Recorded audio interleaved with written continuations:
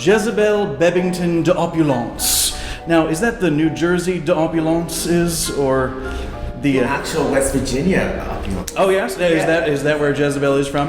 Actually, it originated in Puerto Rico. It moved to Florida and it crawled right up here to Pennsylvania, and it sneaked around the West Virginia Panhandle, and here we are in Pittsburgh. And here in Pittsburgh, you are a professional female impersonator, and certainly one of the most well-known in this city, if I may say so. I have seen you do Tina Turner better than Tina Turner. It's amazing. Well, thank you very much. I do enjoy what I do here in the city, and I am currently stationed in a club called The Link, and that is in Harmony, PA. How long have you been performing? I have been performing. I started, it's a funny story. You might want to grab your martini for that. Got it. I had a boyfriend in Fort Lauderdale, okay, and he left me for a week telling me that he was going to see his grandmother, but the rascal went out and sneaked out on me, right? Well, I find this out. I left alone by myself. I had no money. And there was this drag contest this night. And I called my friend up and I said, like, you have to help me. I have to get to this drag contest. And this was 1989.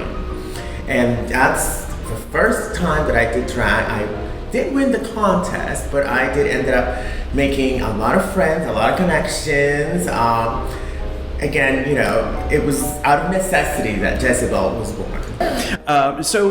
Coming up March 30th, you will actually be starring in a production with Corning Works here at the New Hazlet Theater. Now, has your career in drag ever intersected with stage work in the theater before?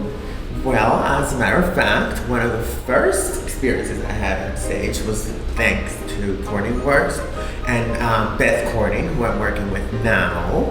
And she gave me the chance to get up on the New Hazlet Theater and strut my stuff about 6-7 years ago, I think.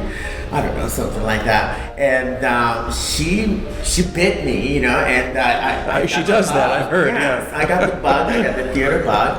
And so, you know, fast forward to now, I did some things in between that I'm proud of, you know, just 5 minutes of fame here and there. I also opened for Shaka Khan, Gay Pride. Wow. 2014, that was a biggie. Yeah. Now, were you dressed as Shaka Khan? No, actually, okay. I did Jennifer Lopez to open for her. I figured, you know, she's gonna give it the soul. I better do the little Latin. Right. That would have been probably poor taste to open for somebody while also impersonating them. She was such a wonderful guest, and so pleasant and so adorable that I don't think she would have mind. Who are some of the celebrities that you frequently will impersonate? I usually go for the Latinos. Oh yeah. Okay, because of the Puerto Rican heritage. I absolutely love Tina Turner, Donna Summer, Diana Ross, throwing a little Laura Branigan. Gloria. Gloria. And Gloria Gaynor. Mm-hmm.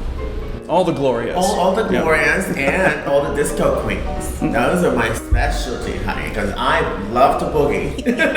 As do I. Yeah. Very good. Now, will you be playing yourself in this production, or will you be playing a character? This is the piece that is going to make us seek into our own inner selves and bring out some of the things that are been brewing in there for however many years. But right away, one of the themes that it deals with is gender identity. Is that correct? It is a topic that we are going to explore, and for obvious reasons. Obviously, I'm going to portray, you know, somebody who is battling and transitioning and sort of like real life, but we're going to dabble into much deeper waters that are going to take our audience more into other things besides just gender equality. So, approaching a performance and a production such as the one that you are working on here, which Right of way. which is right of way. Yes. How is that different? And I'm assuming that it is in many ways from your approach to a performance, as Jezebel doing maybe Tina Turner in one of the clubs. Well, that's a good question because everyone's been asking since starting the flyers and the rumors and all the planning that we've been doing, me and Beth, for the past probably 4 or 5 months. And everyone asks, is this going to be a drag show?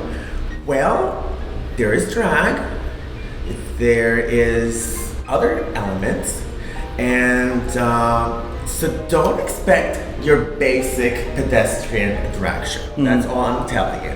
And don't expect your average performance piece, artistic performance piece, because it's going to be something that is not been tried before in the area. So we're going to test the waters with this. Profound on both those levels, because and we touched on it a little earlier in our chat that drag is such a vast term. It encompasses art, it encompasses hobby, and just recently, in the last decade, especially with a lot of attentions it's got from some of the reality television shows, RuPaul for one, have really brought the art of drag into a spotlight like never before. What are your thoughts on some of those programs?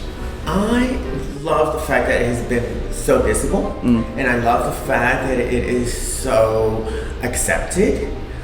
What I don't like is the fact that sometimes we define what we see on TV as what you come to see, in your local area or your local gay bar or your local theater or wherever it is that you're going to go see a drag show or anything that has to do with us girls, drag queens, and female impersonators, whatever you want to call us. Just don't call us late for a cocktail. And you have to make sure that what your expectations is like.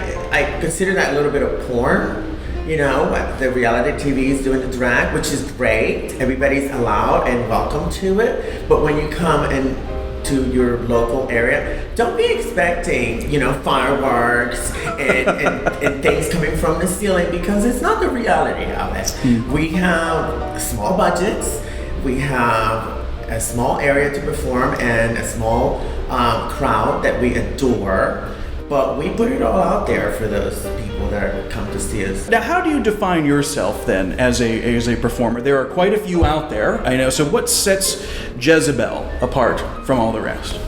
I've always been the one that gets along with everybody. Miss Congeniality. I can't be mad at anyone. If you come out with a horn, if you come out and you do crazy things on stage, I will applaud you because you have the charisma and the attitude to go out there. You can't take that away from somebody that goes and does something in public. That is okay, I'm going to make sure you're in the audience every show I do from now on, front row, I'm telling you. What would you recommend for this? Something to accentuate the cheekbones, or great skin? You think? So you are set to go.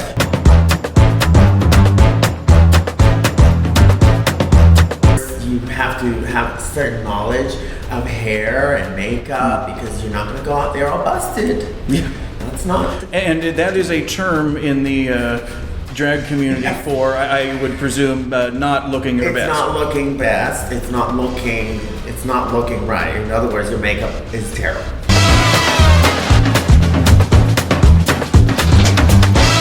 So what were you doing Super Bowl Sunday this year? Probably eating carbs. Oh yeah? That's my favorite way to spend a Sunday.